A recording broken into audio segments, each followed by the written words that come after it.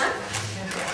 Então, todos contentes no nosso congresso de estética. Nosso congresso de estética. Estava na jornada de estética, eu estou ouvindo falar de estética desde ontem. Estética.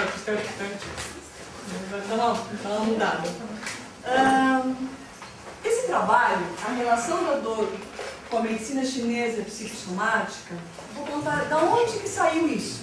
Né? Eu acho que o importante desse trabalho é vocês saberem de onde que ele saiu. Né? De onde que...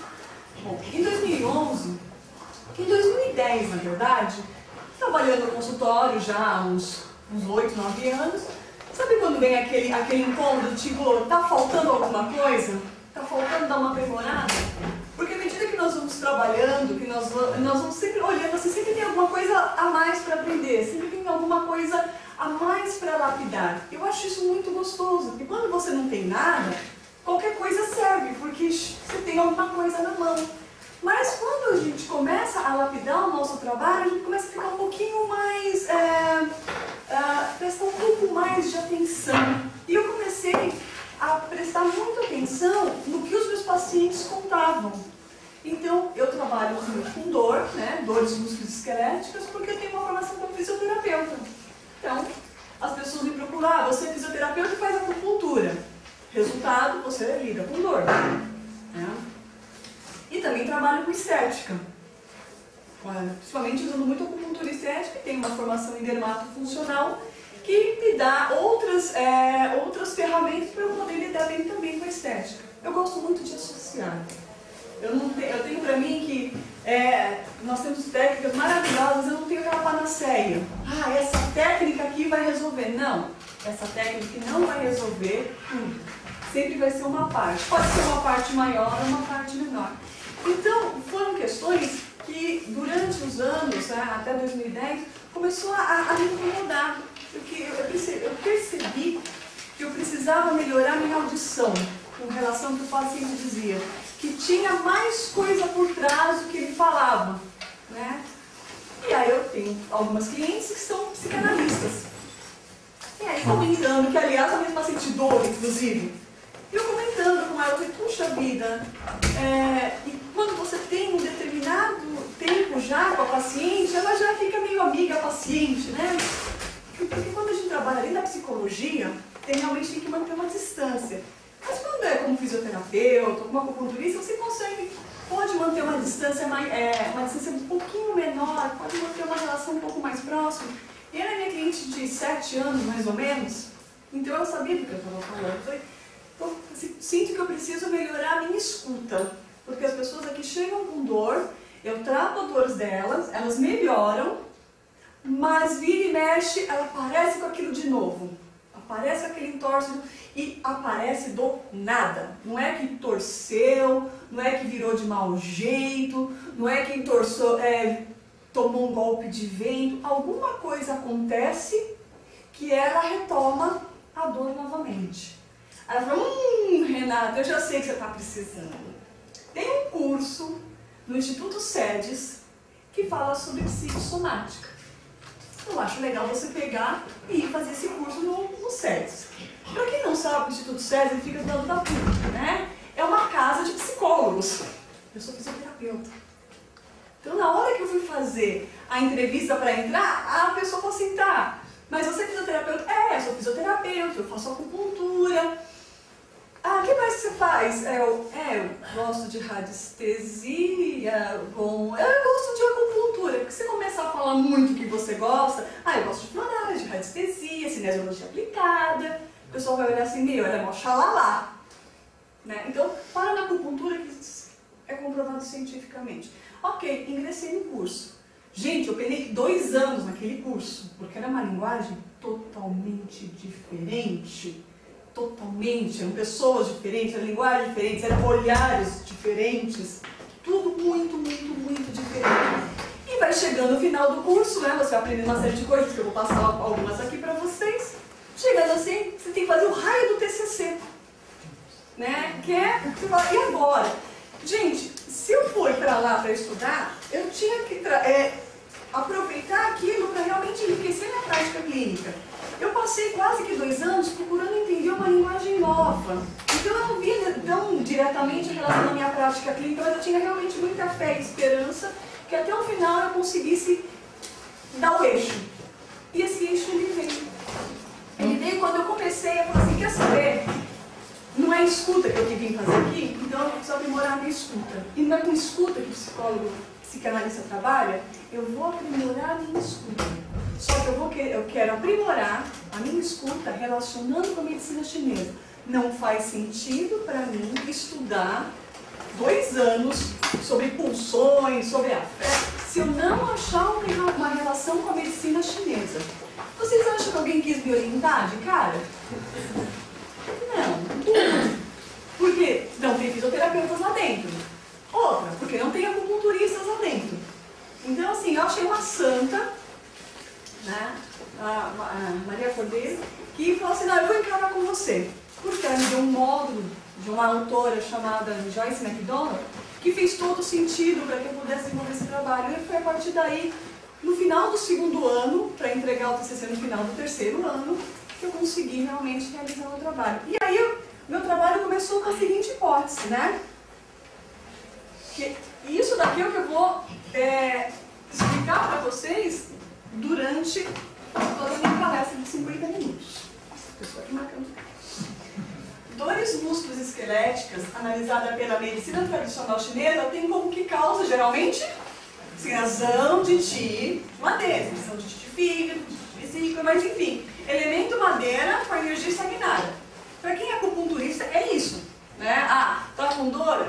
Meu, estagnou, tira madeira. Básico, né? E aí que está a relação. Essa estagnação ocorre como resultado de um processo chamado desafetação. E aí que eu vou caminhar com vocês. Bom, para poder entender sobre isso, a gente tem que pegar e ver o histórico. Então eu comecei a fazer o histórico do quê? Da medicina chinesa e da psicanálise, né? Porque a psicomática que eu estudei é um braço da psicanálise. Aí eu comecei a estudar. Bom, quando você começa a medicina chinesa, você não pode deixar de falar do Meityin, que é o primeiro livro, né? Os primeiros relatos saíram daqui. 5.000 anos, tá bom para vocês? Né? Deve ter alguma coisa que deva salvar aqui. Dividido em 2 livros, Tratado de Medicina Interna e o pivô maravilhoso, 21. Bom, a psicossomática, aliás, a medicina chinesa, ela chegou no Oriente através de 2 eventos, que eu acho bem legal a gente saber. Porque, vejam, até os anos 30, se sabia que existia a China porque existia Kung Fu, né? Mas não se sabia nada. A China era realmente uma muralha, não havia penetração de informações lá dentro. Então, em 1930, esse senhor aqui, o Soler de Morat, ele trouxe a primeira, ele conseguiu fazer a tradução do primeiro livro chinês para o francês, porque ele sabia muito bem falar chinês, em 1930. Tá? Só que isso ficou onde? No meio acadêmico. Gente, hoje a gente quer o meio acadêmico, você digita www.bireme.com.br e lax.com.br. O senhor Google traz para vocês. Se tratando de 1930, aonde ficaram essas informações? No meio acadêmico. Para as pessoas que frequentavam o meio acadêmico. Então foi a primeira vez, né, assim, um fato histórico que a medicina chinesa começou a aparecer no Ocidente, em 1930, e como eu falei, ficou uma coisa muito fechadinha. Em 1970, e é engraçado, né, às vezes a dor de um é o sorriso do outro, e foi mais ou menos isso que aconteceu. Porque em 72, o presidente americano, Nixon, ele foi até a China. Eles começaram a fazer umas conversas, umas trocas, começaram a entrar um pouco essa questão de capitalismo, enfim. Bom, ele levou uma grande comitiva, né? Você imagina, em 72, o presidente americano entrando na China, que era um país fechado, blindado, né? Ninguém sabia, eu brinquei, só sabia que tinha Kung Fu, né? Era isso que se sabia da China, não entrava e não se saía. Bom, como eu falei, a dor de um é o sorriso dos outros. Dentro dessa comitiva estava o editor-chefe do New York Times. Uau, né? Pensa, New York Times é um senhor jornal e sempre foi. Esse homem teve uma crise de apendicite lá na China. E ele foi tratado, foi feita uma cirurgia de emergência nele. Tá? O que aconteceu? E aí eu falo, o choro de uma é o riso do outro, né? Ele teve um pós-operatório maravilhoso, né? Que ele fala que foi perplexo, porque pelo alívio de dores que ele teve, com o uso de uma técnica chamada acupuntura. Bom, em 1930 estava o Sorier, que só ficou na parte acadêmica. Quando chegou em 72, ele voltou e escreveu um artigo sobre a medicina chinesa. Foi aí que deu o grande boom da acupuntura. As pessoas começaram a conhecer a medicina chinesa no Ocidente.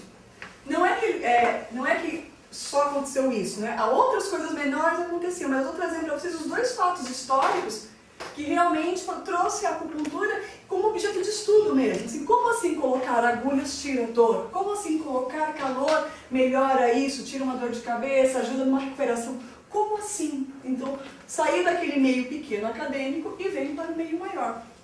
Bom, a psicossomática, então veja, nós estamos falando de um lado da história. Vamos falar um pouquinho do outro lado.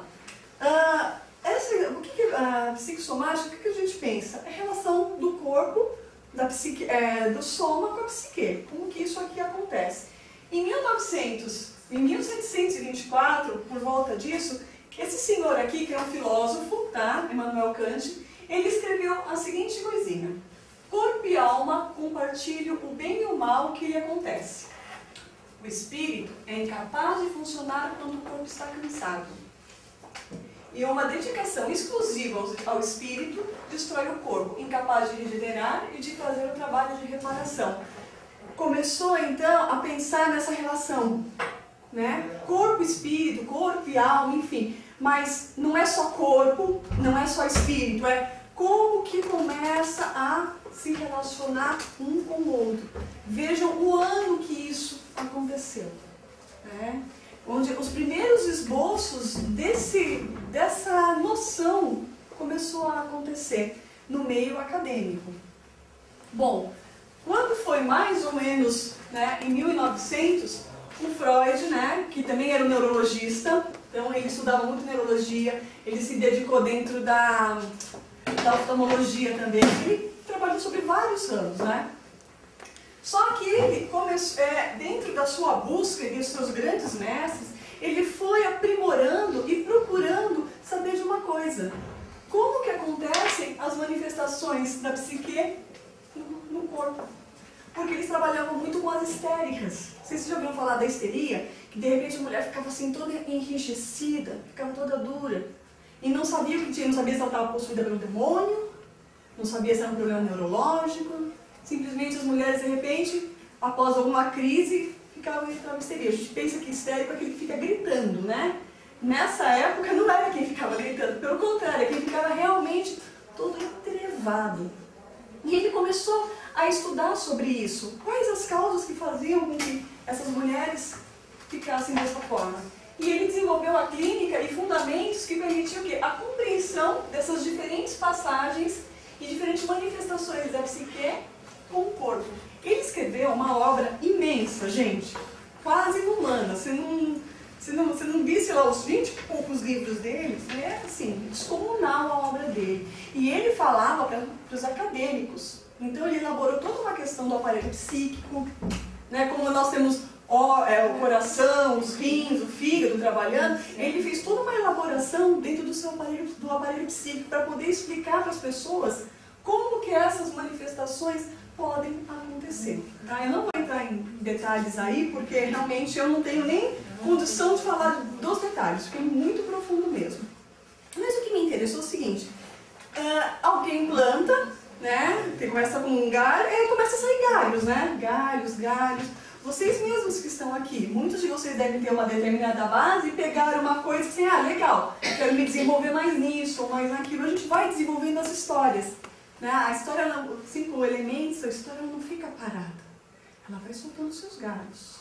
E nessa soltura de galhos, né, apareceu a autora que realmente salvou a minha pátria dentro do meu trabalho, né? Que é a Joyce MacDonald, que é uma neozelandesa, né? Ela é uma psicanalista e estudou nas escolas de psicossomáticas inglesas e francesas. Porque assim, tem uma rinchinha aí, né? escola inglesa e escola francesa. Então eles não se falavam muito. Ela, como não era nenhum nem outro, ela transitava entre eles e bebeu em várias fontes. E quando minha professora falou justamente isso, vocês querem sentar? Ainda tem uma cadeira aqui, tem outra aqui. Eu não queria atrapalhar. Imagina, por favor. Acheguem-se. A casa é nossa. Já acabamos de atrapalhar. Eu fico olhando vocês em pé, ai, tadinha, são em pé. Coitada. Imagina. Gente. Não, fica tranquila. Vou passar para você, senão. Então, a partir daí, quando eu ouvi essa frase, ela bebeu em várias fontes, eu falei, cara, é isso que eu preciso. Alguém que não fale só de um jeito, alguém que percorreu outros lugares e tem uma forma mais flexível de falar, uma forma mais flexível de apresentar o que a psicossomática fala. Vocês querem ligar o ar-condicionado? Olha, bom, por favor. Alguém sabe do... Veja assim. Ai, ó, ele, cadê o ar? Aqui. Tá aqui. Eu tava olhando a janela. E pronto.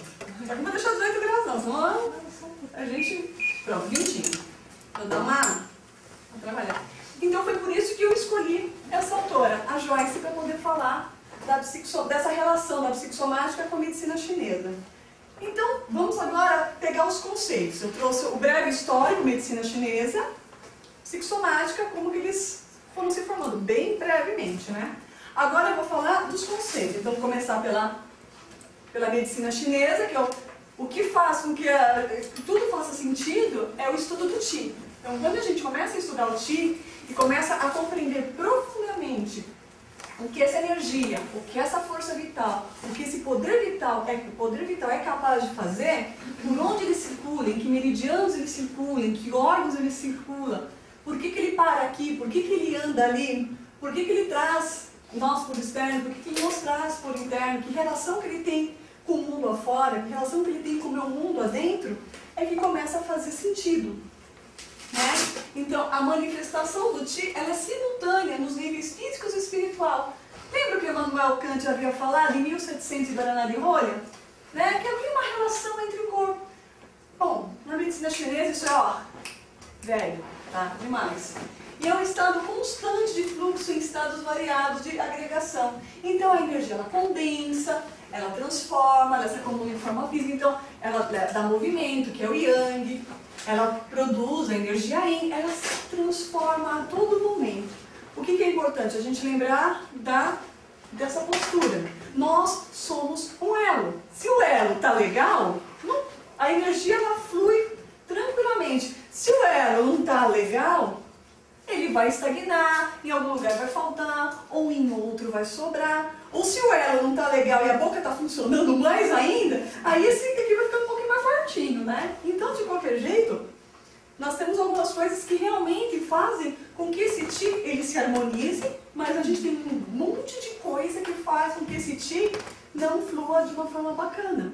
Como são os fatores exógenos, por exemplo, vento, frio, calor, isso que a gente está acostumado, que são as energias perversas. Ou os fatores patogênicos, né? Que as doenças nem internas e nem externas, né? Sejam vírus, bactérias, enfim, acidentes. Mas o que me interessa? Me interessa os fatores endógenos, que é aqueles que acontecem dentro do meu corpo. Esses que me interessam. Por que você sofreu alguma coisa com um frio, um calor, alguma coisa? Paciência, você estava com a energia um pouco mais fraca, ou a energia de fora estava um pouco mais forte e você acabou se dando mal. Né? Tudo bem.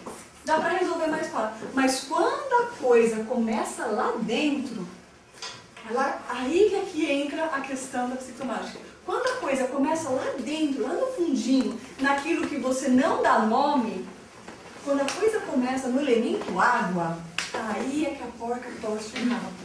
Porque no elemento água, a gente não percebe. O elemento água, né? Como diz as tópicas do Freud, é o nosso inconsciente. A gente vê o que está no sub, mal é mal o que está no sub e vê bem o que está no consciente.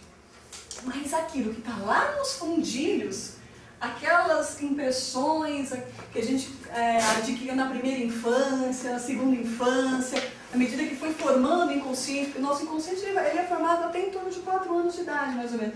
Aquela formação de base, essa a gente não tem muito como acessar. E foi lá na psicossomática que eu saquei isso.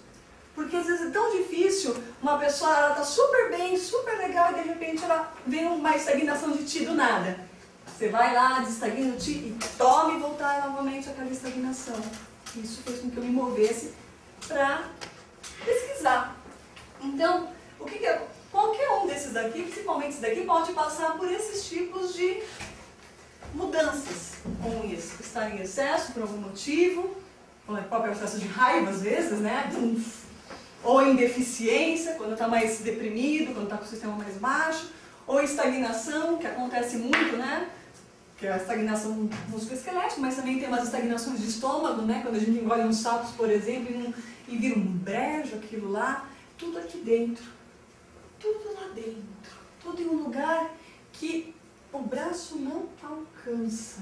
E aí eu me encantei. Gente, o braço não alcança, gente. Que lugar é esse? Do que a gente está falando? E aí, cabe nós começar a falar um pouquinho dos conceitos da psicanálise mesmo, né? Temos que tirar o chapéu para esse homem, cara. Ele realmente foi, assim, viu muita gente boa depois dele, mas ele que deu aquele pontapé, igual falar de florais, não é? Se não é o daquele pontapé lá e fazer a coisa acontecer, não tinha essa galera toda aí trabalhando. E trazendo coisas muito legais, pontos de vista assim, dos mais variados possíveis. Então, eu vejo que é muito importante a gente sempre preservar a história. Sabe? Dar um nome, dar créditos realmente a quem foi o desbravador. Como eu falei agora do Bach, essa questão do Freud. Ele trabalha com um conceito, que eu vou te falar que é um conceito que eu nem vou muito adiante nele, porque eu acho que eu vou precisar de umas 2 existências para entendê-lo. Que é o conceito de pulsão, né? Ele fala que uma pulsão nos aparecerá como sendo um conceito situado entre a fronteira do mental e do somático. Ou seja, é uma energia que você não toca, ela está na fronteira. Como representante psíquico dos estímulos que se originam dentro do organismo, né, e alcançam a mente. Então, ele coloca que a pulsão começa dentro do corpo, né, pelos estímulos, vamos colocar como os estímulos, né, e pode chegar até a mente. Quando ele fala mente, chega no consciente. Apareceu, enxergou. Com uma medida de exigência feita à mente. No sentido de que trabalhar em consequência de sua ligação com o corpo, de conseguir fazer. Gente, se eu for tentar explicar isso para vocês, eu não vou conseguir, de verdade, porque o conceito de pulsão, para mim, é um conceito assim que vai muito além. Mas por que é importante eu trazer isso aqui? Porque é desse conceito de pulsão que eu vou chegar onde eu quero. Mas imagina eu, fisioterapeuta, pegando aqueles milhares de livros do Freud, lendo lá os conceitos de pulsão, mas eu vou pirar aqui. Mas não vou, eu vou conseguir tirar daqui o que eu quero. E foi isso mesmo. Porque assim, esse conceito que ele falou, essa energia que está entre a fronteira do mental e do psíquico, que eu acho que isso que é interessante, ela só se faz presente se ela tiver representantes. Ela não se faz presente assim, oi, estou aqui. Para você alcançar essa energia, tem 2 maneiras. Ela pode aparecer na forma de uma ideia e ela pode aparecer na forma de um estado afetivo. Então você não alcança a pulsão, você chega por ela através de representantes. É tipo o coração, ele não aparece primeiro, precisa do ministro. Né? Então o coração a gente quase não mexe, não é que cuidado dos pontos de coração, se é para mexer, mexa nos pontos de ministro. Pulsão é a mesma coisa, ela não dá as caras, mas nós conseguimos acessá-las através de ideias, essas ideias que nós estamos tendo aqui, por exemplo, e dos nossos afetos. Né? Então é algo assim, bem profundo. E o que me interessa aqui é o afeto, porque do que se trata o meu trabalho da desafetação. Então eu tive que passar pela pulsão, entender que daqui, para eu entender essa aqui, eu tenho que entender a ideia e o afeto, mas o que me interessa agora é o afeto. E o afeto é um quanto funcional, afinal de contas, olha de onde ele vem. A soma de excitações tem todas as características de uma quantidade, embora não exista meio para medi-las. Uma psicóloga escreveu, tá? Fui eu não. É passível de aumento, diminuição, deslocamento, descarga e se espalha sobre os traços minimêmicos das representações, como faria uma carga elétrica sobre a superfície do corpo. O que a medicina chinesa conhece isso como o quê? Como Qi. A gente conhece isso como Qi, como aquele que muda, que diminui, que aumenta, que liga o interno com o externo, enfim. Só que vejam, eles não seguem medicina chinesa. E você pensa, peraí, isso aqui, em outras palavras, ela está falando do Qi. Porque excitações dá vida para o corpo. Você não consegue medir a quantidade, mas você sabe se está em excesso, em deficiência, em estagnação, você tem alguns meios para verificar, seja pulso, seja língua. Passível de diminuição, deslocamento, o TI é isso, ele pode estar ele está na sua função de defesa, ele está na sua função de nutrição, ele está na sua função de ginga, ele está nas suas mais diversas funções, né? E como faria uma carga elétrica sobre a superfície do corpo, esse é o TI, tá? Para mim esse é o TI. Quando eu peguei essa referência do afeto, eu falei, não, esse é o TI. A Joyce, ela fala o que do afeto? Então percebe que eu comecei a sacar que o afeto e o TI estava falando de uma coisa muito parecida, mas de jeitos diferentes. A Joyce fala o seguinte, ela insiste na ideia de que o afeto constitui vínculos privilegiados entre o psiquismo e o soma, sendo um conceito limite. O afeto é o meio caminho entre o somático e o psíquico. Pensa agora nos fatores internos. Tá? A gente está falando aqui com acupunturistas, pensa, quando eu peguei isso aqui, ó, é o caminho entre o somático e o psíquico. Pensa entre os fatores internos. Quando as coisas acontecem lá dentro do nosso ser e de alguma forma não encontra caminhos, explode para fora. E como eu falei no meu trabalho, explodem, por exemplo, numa estagnação do tipo do elemento madeira. Né? Por que será do elemento madeira, principalmente, né? E tem um porquê isso. O Freud, ele colocou o seguinte, que as 3 formas passíveis do afeto mudar, tá? Quando ele está inacessível, ele pode aparecer, estourar no físico, através de uma conversão histérica, que é o que eu falei para vocês, assim, né? E as neuroses, que são atos repetitivos, não é toque, tá? Neurose obsessiva, assim, ela é imensa também, neurose atual. As neuroses atuais é o que a gente mais sofre quando fala de psicossomaticismo, tá? Então, ele percebeu que quando aquele afeto não está bem colocado, ele explode no corpo das mais diversas maneiras, né? A Joyce considerou o seguinte, que a capacidade em comum, e aqui entra, deixa eu ver uma coisa, tá importante. Aqui o Freud colocou essas 3, ele enxergava o afeto que não era acessível dessas 3 maneiras. Conversão, neurose obsessiva e neurose atual. A Joyce, ela pegou e emplacou mais um. Ela falou, por isso que é legal você pegar a questão da história e você ver a árvore crescer. Ela falou, não, tem mais coisa aí. Não é só dessa forma não, que quando a pessoa tem um afeto mal resolvido, que as coisas aparecem. Ela pode aparecer de uma outra maneira. Eu falei, bingo, fez sentido. Agora eu achei o sentido.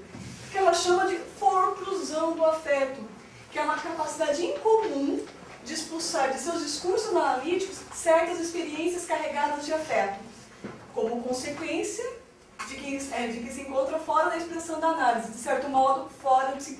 Eu simplesmente fingi, sabe quando dá amnésia? Esqueci.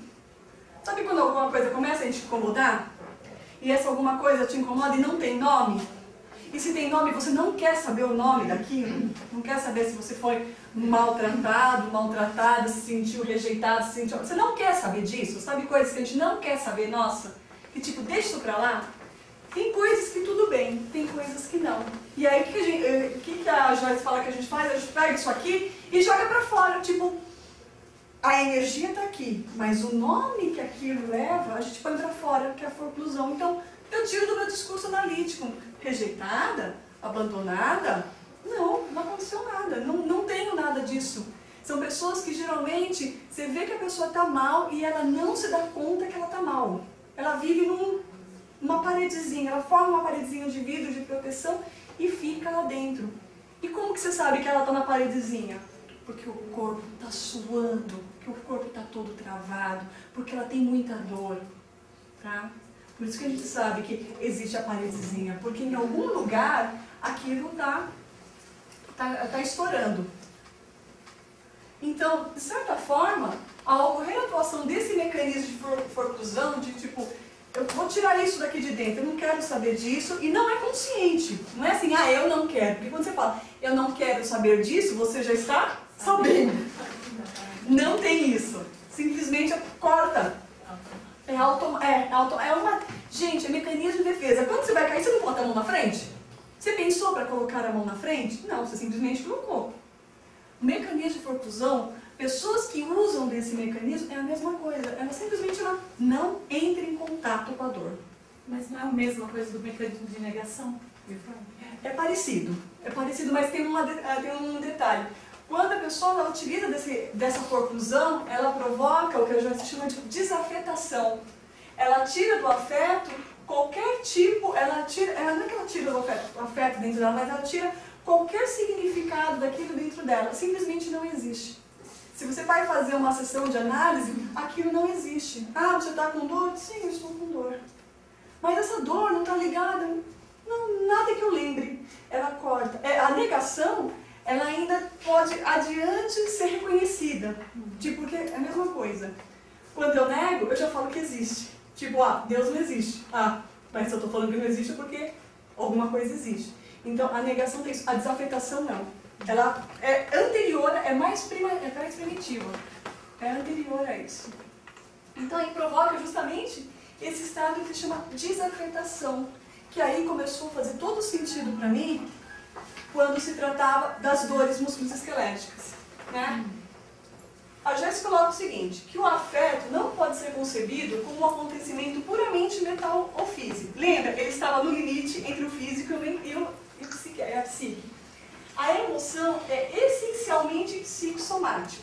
Assim, o fato de ejetar a parte psíquica de uma emoção, a compreensão daquela emoção, né, faz o quê? Permite a parte fisiológica exprimi-la como na primeira infância, que o leva à ressomatização.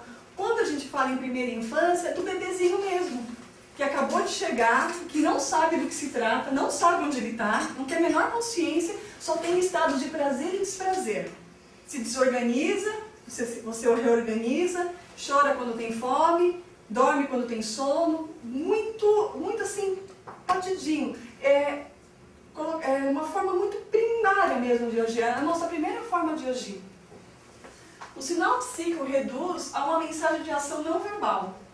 Os indivíduos tratam a emoção dessa maneira, são presas potenciais de explosões somáticas de todo tipo. Quando determinados acontecimentos, tá? Acidentes, nascimentos, lutos, abandono e outras coisas também acontece, essa explosão, ela vem do tipo, a pessoa está super bem, aí morre um ente querido, de repente desenvolve diabetes. Está diabética. Vocês já viram os casos assim? Não tinha nada. Aconteceu alguma coisa assim, buf, veio uma explosão. Como se fosse uma bomba. Aquilo sempre esteve lá. Quando acontece alguma coisa, e esse alguma coisa está muito relacionado a situações de abandono, de se sentir acuado, pegam e estouram. Mas a pessoa não se dá conta, não faz a relação. E aí eu comecei a fazer, peraí, se eu tenho esse mecanismo de defesa que a psicossomática traz para mim, a psicanálise psicossomaticista, traz para mim de que pode acontecer isso com essa energia, como que eu relaciono então isso agora com a medicina chinesa? Porque eu já entendi como funciona a medicina chinesa, nós falamos do Qi. Nem entrei muito na questão porque é um assunto que vocês já estão malhados, né? O outro lado da psicossomática, que eu procurei trazer um pouquinho mais para entender essa relação do afeto, para entender como que eu tiro isso da minha psique. E na verdade eu não tiro, ela está lá numa caixinha guardada. É uma bombinha muito em potencial. Para entender agora a relação entre a psicossomática e a medicina chinesa. Vamos pensar agora vamos fazer a junção. O elemento madeira, livre fluxo de Qi, controla os sentimentos. Gente, a madeira, ela não é a infância, a primeira infância. Quando eu falo de afeto, eu não falo de primeira infância, que nós temos, que segundo a Joyce, as explosões elas acontecem como se fosse na primeira infância. O elemento madeira, ele retrata a nossa primeira infância. Né? O elemento fogo, ele já retrata uma criança que já tem uma certa idade, uns 7 anos. Depois tem o elemento terra, que já retrata um adulto praticamente. O metal e a água, que retrata já o estado maduro, que a gente faz a velhice. Então, nós estamos falando dessa primeira infância. E esses movimentos, né, do elemento madeira, que é essa expansão, que é o yang de madeira, e que a esfera e o recolhimento, que é essa questão do yin de madeira, e aonde que está? Aí o que acontece? Eu peguei uma outra autora, chamada Helena Campiglia, que ela escreveu um livro chamado Psique e Medicina Tradicional Chinesa. Eu falei, gente, que aliás, quando eu li o livro dela, eu falei, o meu trabalho vai ser baseado nessa autora, porque é a única que consegue pegar resíduos da psique e falar de medicina chinesa. Tanto que ela faz, no meu trabalho eu até coloquei sobre isso, ela pega a questão de libido e de qi, ela faz uma descrição maravilhosa, muito bonita mesmo.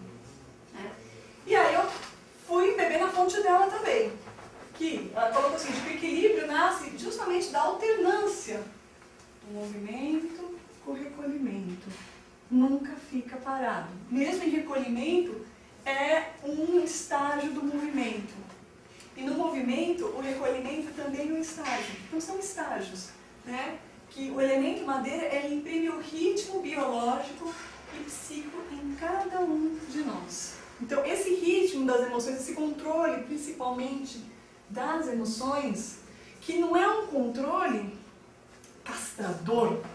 A gente fala em controle, não precisa uma coisa castradora, né? Nem os 5 elementos são castradores, porque se castra demais, vira tirania. Tem que ter um certo approach, um certo limite. Então, esse controle que acontece dos sentimentos, através do elemento madeira, ele traz a fluência, ele faz com que as coisas fluam, até estagnarem, pelo menos, né? Bom, aí veio assim, se o afeto é um quanto energético que afeta a psique e o soma, e o Qi é uma energia que através dos estudos da medicina chinesa afeta a psique e o soma, eu só consigo relacionar que essas duas ideias, elas fazem o quê? Elas se ligam. Então, a partir daí, eu começo a pensar em Qi e afeto na mesma coisa. Tá?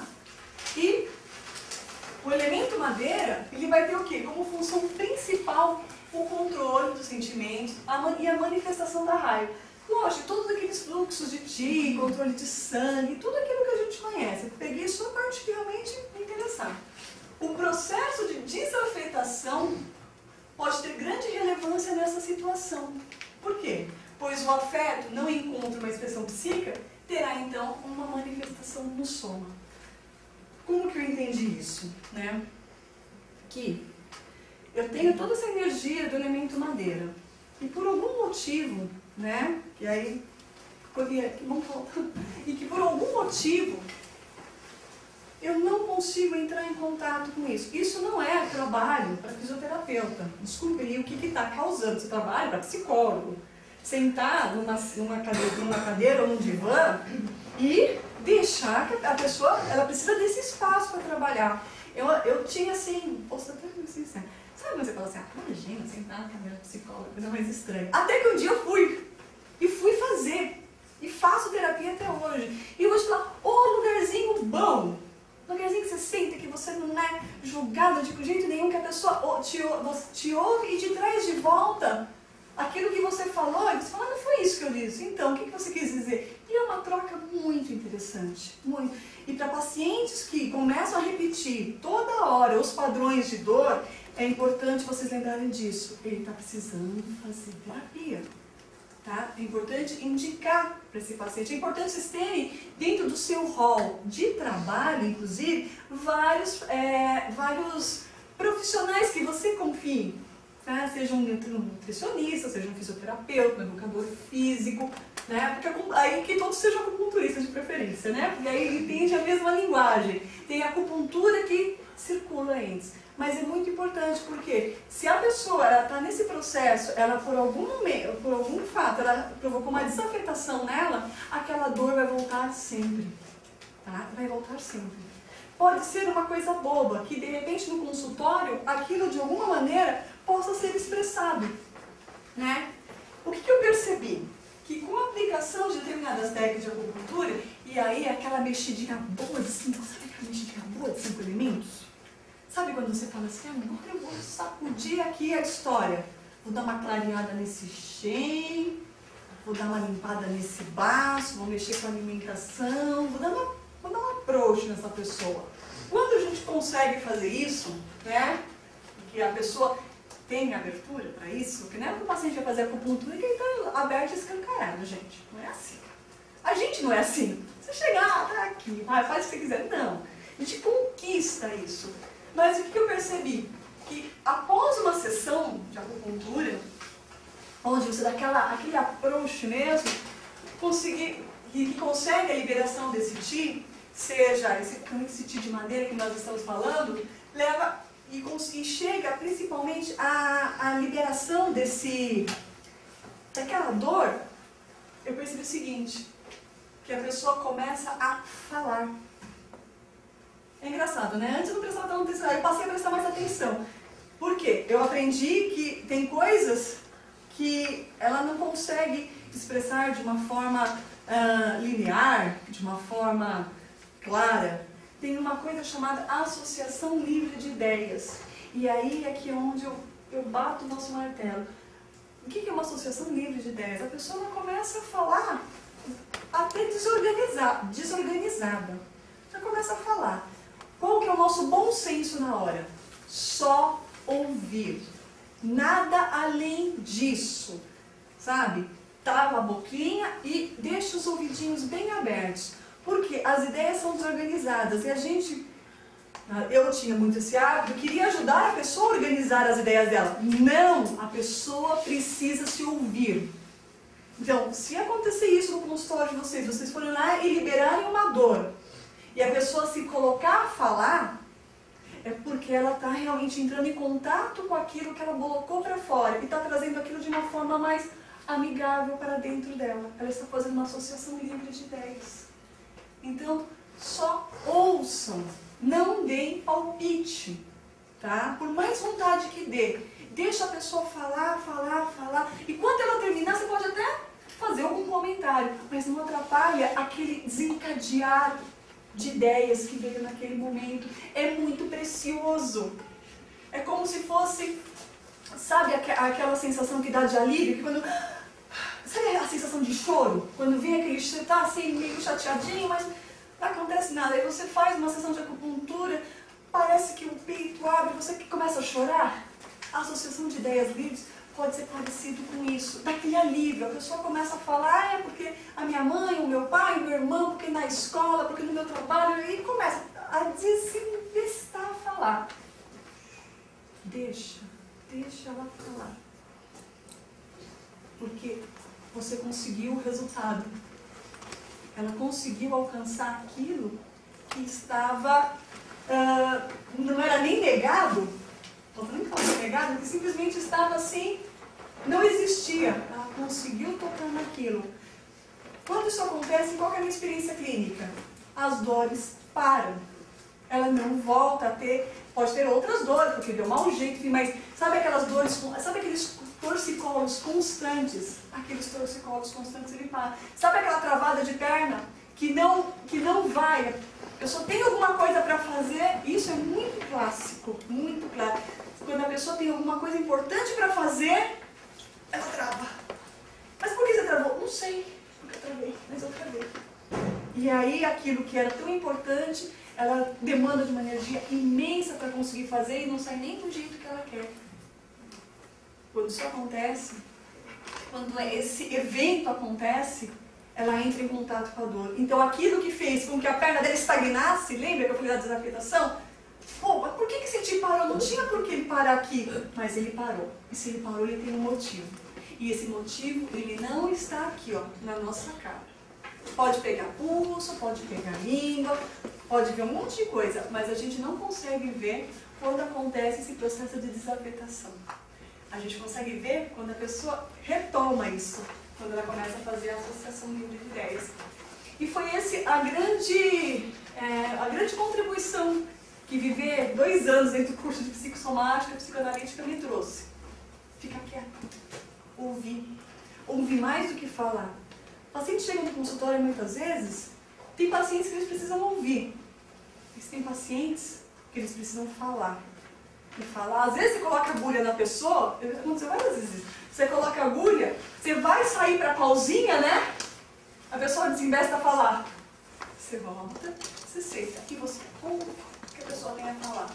Tem momentos de pausa que é para a pessoa relaxar e ficar quietinha. Tem momentos de pausa que é um momento onde ela vai realmente começar a colocar sentido em coisas que ela não dava conta e que passa da conta. E se vocês, como profissionais, acharem que é interessante a pessoa ir mais adiante, fazer uma sessão de análise, fazer um tempo, tenha profissionais da sua confiança na sua mão, para até fazer uma análise junto com você. É muito interessante. Trabalho em conjunto. Nós precisamos aprender a trabalhar de uma forma intersetorial, onde um não mete o dedo no trabalho do outro, mas um compreende o trabalho do outro e consegue entregar ao seu paciente assim, sem aquela coisa de mas o meu paciente, o paciente não é nosso. O paciente ele circula naqueles que são importantes para ele. É isso que a gente faz. Deus me livre um paciente meu. Esse é meu paciente. Deus me livre, eu não dou conta nem de mim, vou dar conta de meu paciente. O paciente, ele está com o cliente, ele está com nós naquele momento. E nós podemos ir com ele até um certo momento. Pode durar uma sessão ou 10 anos. Não interessa. Mas é importante que a gente saiba que faça. Lembra a alternância entre o repouso e o movimento. Esse é um dos grandes significados da medicina chinesa, onde nada para, tudo flui. Tá? Então, muito obrigado, pessoal. Olha, 45.